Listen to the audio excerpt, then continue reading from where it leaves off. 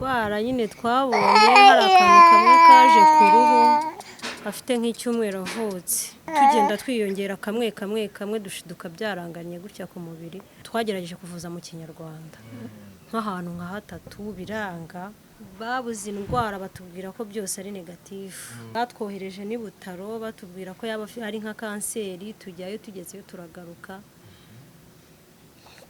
inaha batwohereza Faisal naho twagiyeyo biranga. Iyi ndwara imaranye igihe kingana gute? Imyaka 2. Fasha umwana mubasha uyu mwana n'umugisha.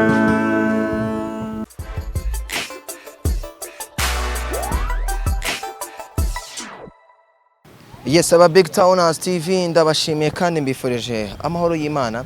Bahaye ikaze mwe mwese mukurikirana ibiganiro bya BigTown TV. My name is Amy, this is BigTown. Nimbara kandi subscribe ndabigushimira kandi tubashe kubana neza mu biganiro byinshi bigiye bitandukanye. Ndi kumwe na Nzinzi wanzigiye. Ndi muri Nyamirambo na ahantu muri Nyamirambo ni muri Gitega. Ni muri Gitega aho tugiye kureba aho namenye ko hari umwana mutonya umwana w'umuhungu ubabaje kabisa. Ubabaje afite indwara y'uruhu. Ako twifuje kujya kumureba kugira ngo tuganire na Nzinzi yaramwumvishije ravuga ati uyu mwana sinagenda ntamukorera ndashaka kumukorera ubuvugizi nubwo nanjye ntabona ariko n'umwana mutonya arababaje kundusha Nzi tugiye kujyana. Okay, turajyanye rwose kandi ndabyishimiye. Gukorera ubuvugizi umuntu ufite ikibazo kandi nawe ufite ikindi ku mutima bomva bimeze bite? Umva nanjye ubwanjye hari abantu bandeba bakumva birababaje ariko maze kumva inkuru zuriya mwana nanjye ndi umuntu nagize impuhwe ndavuga nti kuki se buriya n'ufashwa yafasha. N'ufashwa yafasha niyo mpamvu nanjye nafashe inshingano zo kuvuga ngo uyu mwana kuki ntamukorera ubuvugizi binyuze muri Nzinzi ndetse na BigTown ikaba ijwi kugira ngo abantu bamenye ikibazo cy'uyu mwana kuko ndabizi neza ko n'ufashwa yafasha. Ni muri ubwo buryo nanjye nahisemo kuba natabariza uyu mwana. Reka noneho dukore tugenda tuzamuke tujye iwabo mu rugo. Nzinzi mu bantu mumuzi afite ubumuga bwo kutabona ariko ni n'umuhanzi ndabizi murabizi. Hano hari ama esikariye Nzi, hano hari ama esikariye twagiye ego tambika gutya ego datsara. Nzinzi muramuzi twigeze gukorana ikiganiro turagikorana mwarakibonye ikiganiro cyagenze neza giye kumuvina. Se hari umuntu waguhamagaye Nzi? Hari umuntu wampamagaye rwose. Arakubwira ati yambwiye rwose ko ashaka ko tuvugana tukaganira akareba ko hari icyo twakora twembi dushyize hamwe dore ko abishyize hamwe nta kibananira kandi n'ubundi nkeneye amaboko. Ukeneye amaboko kagufasha. None reka mamagara no mu mama aze aturangire neza kuko turi muri quartier ahantu yatubwiye neza fresh atuyobore hano wayoba kumanywa kirazira nta muntu uyoba kumanywa. Ariko Nzi abantu barambwiye ati uyu mugabo turamukunda. Allo yes turi tuzamuke kuri ano ma escalier. Yego murahita mumbona nicaye hejuru. Wicaye hejuru y'ama escalier. Haruguru urahita mbona haruguru. Okay turimo turaza rwose nta kibazo. Yes Nzi hano hari ama escalier uhita uyumva kandi ndabizi bizagenda neza ubuzima buzahinduka sibyo icyo umuntu aba yifuza. Komeza tugende ibyo ni irindi imbere hari iri impore ahamba niyumva inkunku ni nayo impamakuru rwose wagira ngo ni wa musozi biruhanya abarokore bajya bavuga. Umusozi biruhanya we oya ntago ari umusozi biruhanya. Bavuga ati ngo tuzawuzamuka na hano turahazamutse. Nzi noneho wenda mbere ko tugerayo gufasha umuntu cyangwa abantu bafasha ubafata gute? Urakoze cyane. Burya gufasha biri mu ndangagaciro z'umuco nyarwanda nk'uko gutabarana byari umuco nyarwanda. Gufasha rero ni ikintu cyiza kuko nta nubwo gufasha bisaba kuba ufite ibya mirenge bisaba kugira umutima iyo wagize umutima rero wo gufasha ntako bisa burya n'ibindi biraza kandi bikaboneka. Rero reka tugere mu rugo ko uriya mu mama ngo uriya ahantu yicaye ndi kumureba ubundi tugende tuganire turambera amaso nta kibazo reka tugende.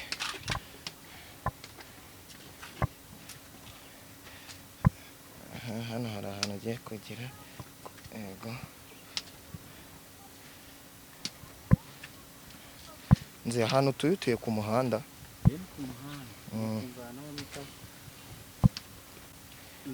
Turaca he? Murakoze cyane. Aho utakomaho ngwino.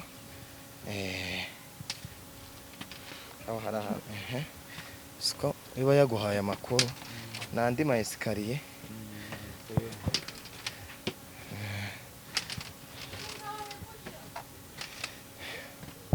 N'andi ma esikariye rwose. Iyo nkoni ngihita iguha amakuru. Amakuru sinshobora kugwa nyifite. Okay. Niryo nirindi aho ndumva turi bwinjirire hano. Yes rero tugeze wabo wa mwana tujya kuganira n'ababyeyi be twumve ndacyari kumwe na Nzinzi n'ubundi turebe uwo mwana bimeze bite bihagaze gute ubuzima bwe bumeze bute.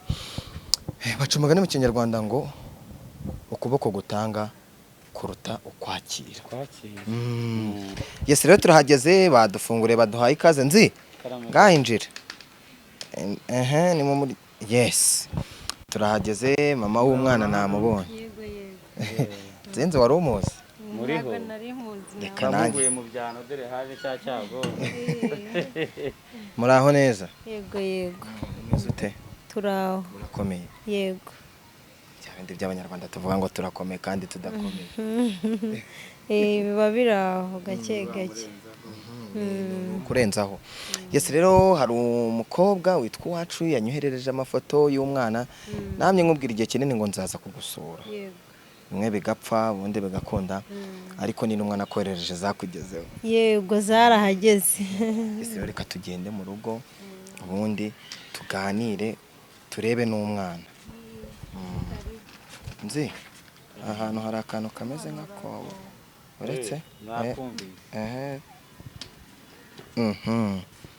yes se nitwari kwicarira hano hanze ra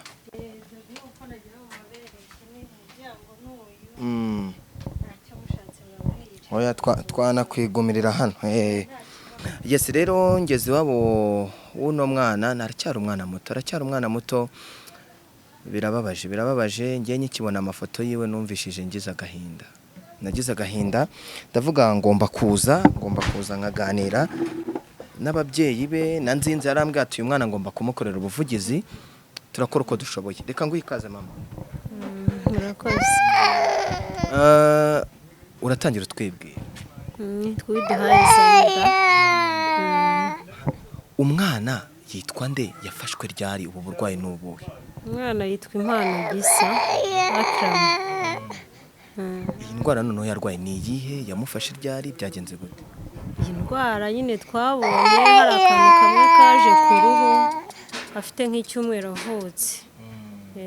Bigenda biza gahoro tugenda twiyongera kamwe dushiduka byaranganye gutya ku mubiri. Twagerageje kuvuza twabanje kuvuza muri prive kuko nta mituweli twari twakamugurira. Tubonye byanze tubona kujya gushaka mituweli tumujyana no kumuvuza muri leta.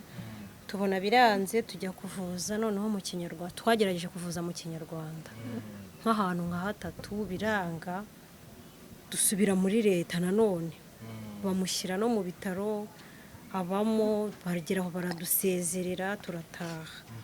Rero kuri ubu ngubu nibwo twari twasubiye mu Kinyarwanda hari umuntu wari uri kumugerageza kumuvura twagira ngo turebe ko hari icyo bizatanga.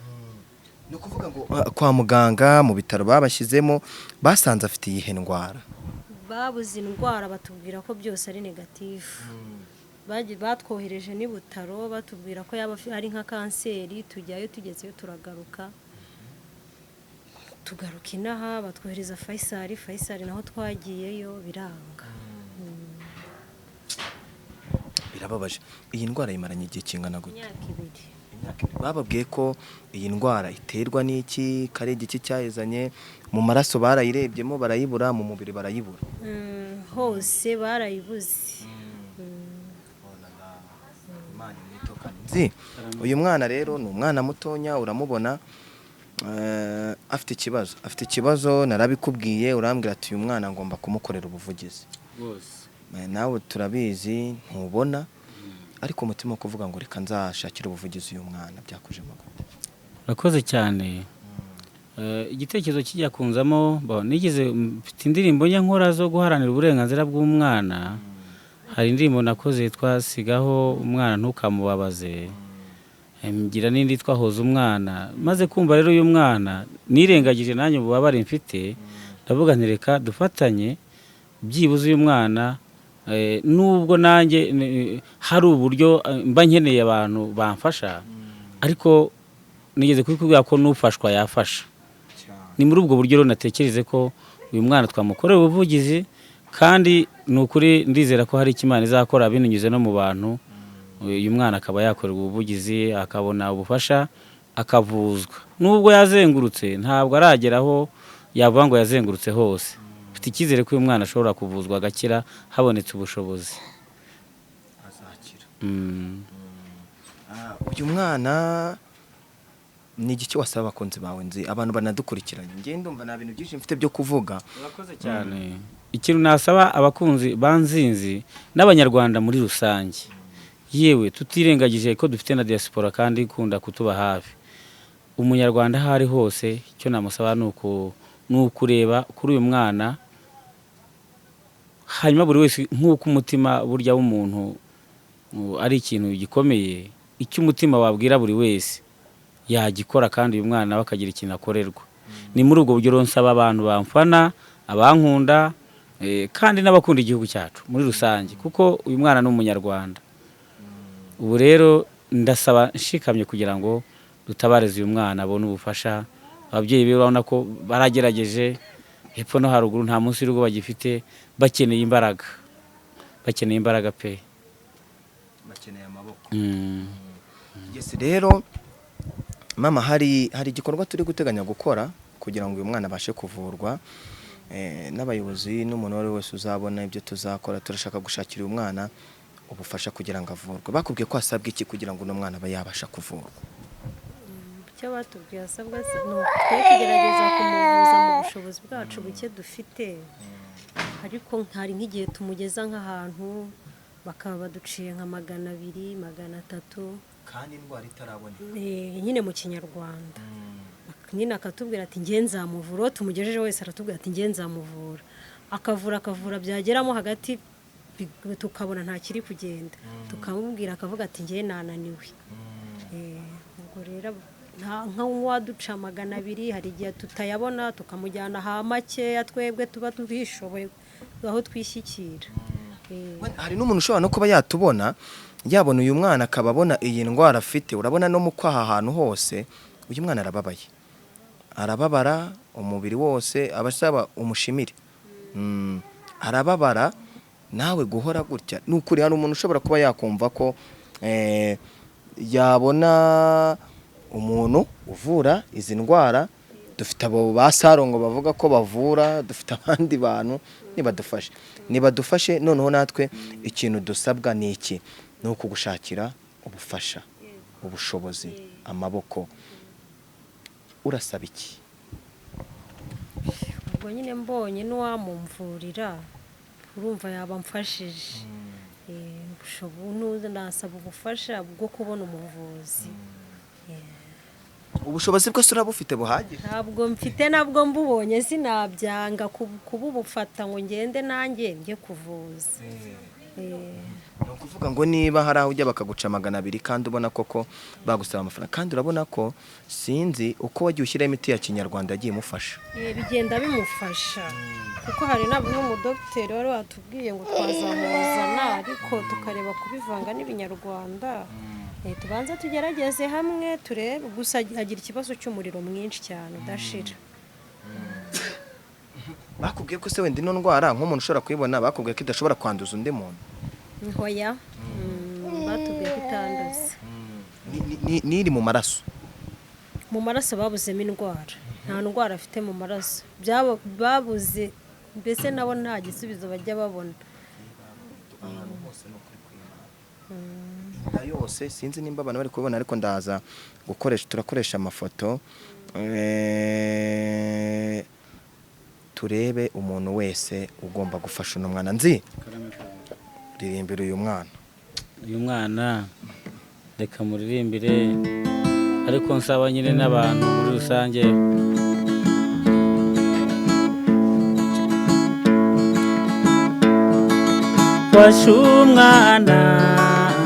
fasha umwana ntarire banyarwandakazi mundeke nyayiregeye bateye akamu hoza umwana ntarire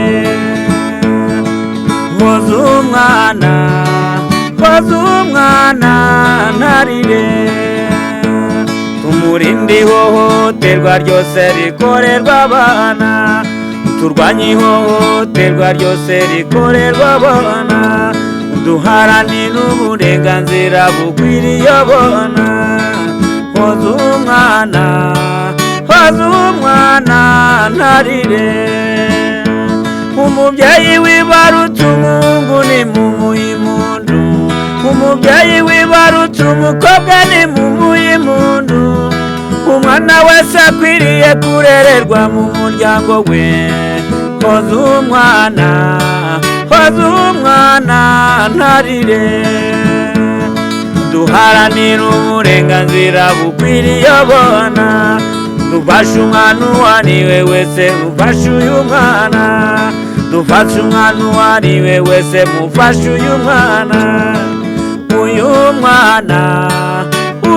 mwana arababaje babyeyi mubyara abana bake mushoboye kurera mubatoze umuco mwiza bazakurana urukundo mubateganyirize bazagire ubuzima bwiza rero umwana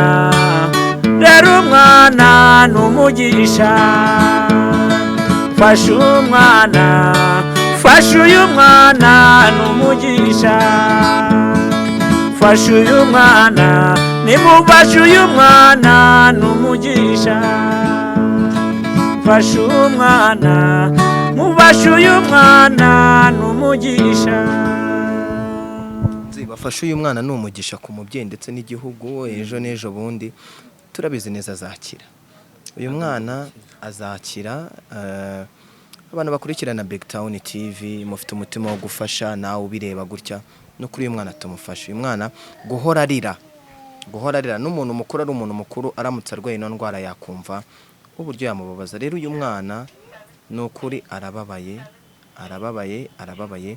mama vuga nimero yawe de telefone ku buryo umuntu yaba ari umuganga yaba ari umuntu ufite ayo mafaranga yaba ari umuntu wabasha kugira icyo akora akaba yakubonaho.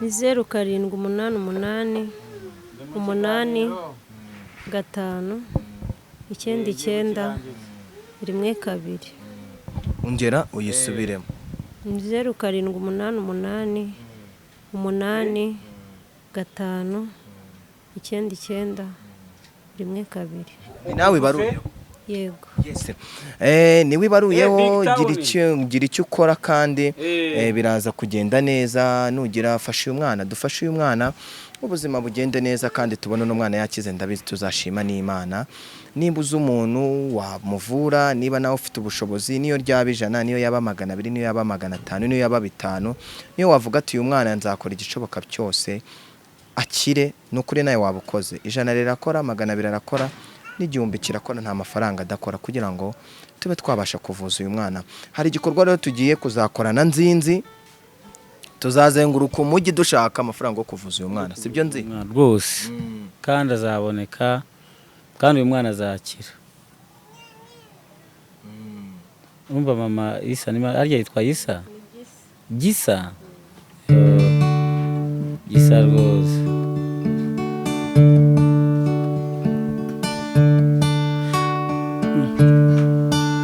Inzira ntibwira umugenzi, iyaba inzira yabwiraga umugenzi, simba mbaye ihunku mbaye, naraye amajoro munani ntekereza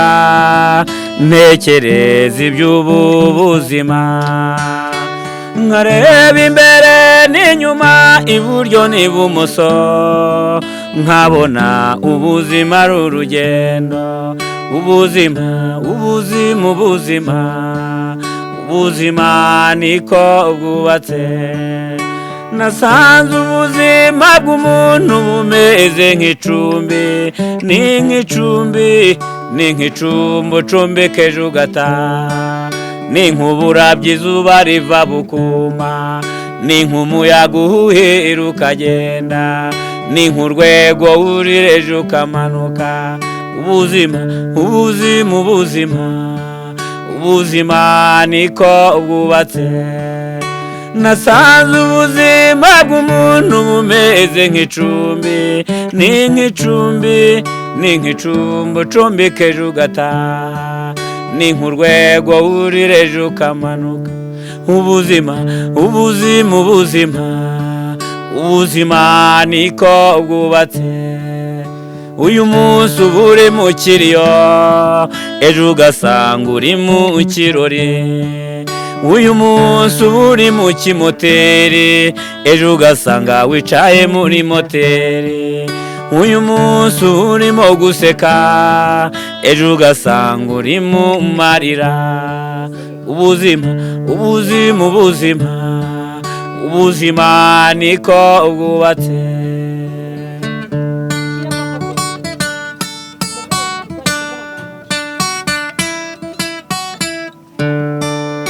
Ngo niba wari ufite ababyeyi mu bihe bibi ukababura, iki si igihe cyo kwiheba cyangwa se ngo uheranwe n'agahinda, niba nawe ufite umwana amere gutya birababaje, iki si igihe cyo kwiheba cyangwa se ngo uheranwe n'agahinda, niba nawe ufite urukundo mubyeyi we nimufashe uyu mwana, twirinde guheranwa n'agahinda, yoho turababaye, mwirinde guheranwa n'agahinda, bafite ibibazo n'ukuri bizashira, mwirinde guheranwa n'agahinda, bafite ibibazo n'ukuri bizashira, hakuna marefu yasiyo kuwa na mwisho, nta bitagira iherezo, ubuzima niko bwubatse, mwirinde guheranwa n'agahinda, bafite ibibazo n'ukuri bizashira,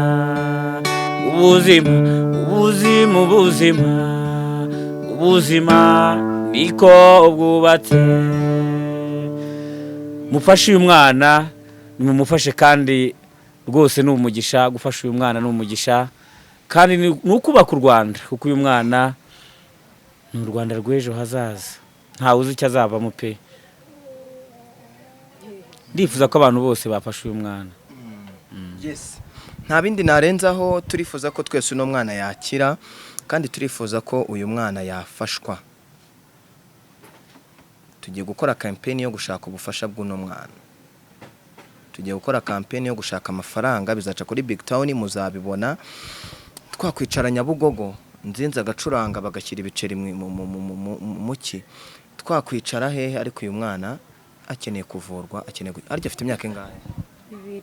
Afite imyaka 2. N'umwana w'imyaka 2 yitwa Mpano Gisa. Nimero bayitubwiye ni 078 8 5 9 9 1 2. Ni 078 8 ni 2 8 ni 3 078 3 5 9 9 1 2. Dufashe Mpano Gisa yongera asubire mu buzima. Dufashe Mpano Gisa n'ababyeyi be bishime, dufashe Mpano Gisa ejo yabavamo perezida, yavamo umukinnyi w'umupira, yavamo umukinnyi wa volleyball, yavamo byose. Ni Rwanda rw'ejo hazaza. Gisa azakira. Reka aba ariko tugira hashtag ni Gisa azakira, sibyo? Gisa azakira. Yes, mwakoze kubana natwe. Nitwa Nzinzi. Hari akandi kantu ushaka gushyiraho? Bo gato cyane. Disi Gisa impano nukuruzakira. Erega Gisa turamwemera n'umwana nk'abane nukuri mumufashe. Disi Gisa impano uri impano y'Abanyarwanda. Gisa impano uri impano y'Abanyarwanda. Gisa akeneye ubufasha bwa buri wese, nimufatanye tubikore. Gisa impano uri impano y'Abanyarwanda. Ariko wenda nanasoza nubwo naseze ngo hari iyindi ndwara yazemo hano. Ni ikibyimba afitemo hano, ni ikintu kibyimbye Cyaje mwana musika. cyabanje kuza hano nyuma y'ugutwi, barahabaga bakuramo akanyama bajya gupima, ariko kimukiye hano. Rero Gisa azakira. Gisa tumufashe ubuzima bwa Gisa bubashe kugenda neza. Ushobora kuba iyi nimero utari kumva neza, nyarukira kuri Instagram yanjye cyangwa ujye no kwindi y'umuntu wari we wese hano kuri BigTown TV uhamagare. Ariko ndumva iyo nimero turayishyiraho mu kiganiro, ubundi dufatanye urugendo rwo gushakira Gisa ubufasha bwo kumufasha, ubundi ubuzima bubashe kugenda neza. My name is Emmy, iyo ni BigTown TV. I love you so much.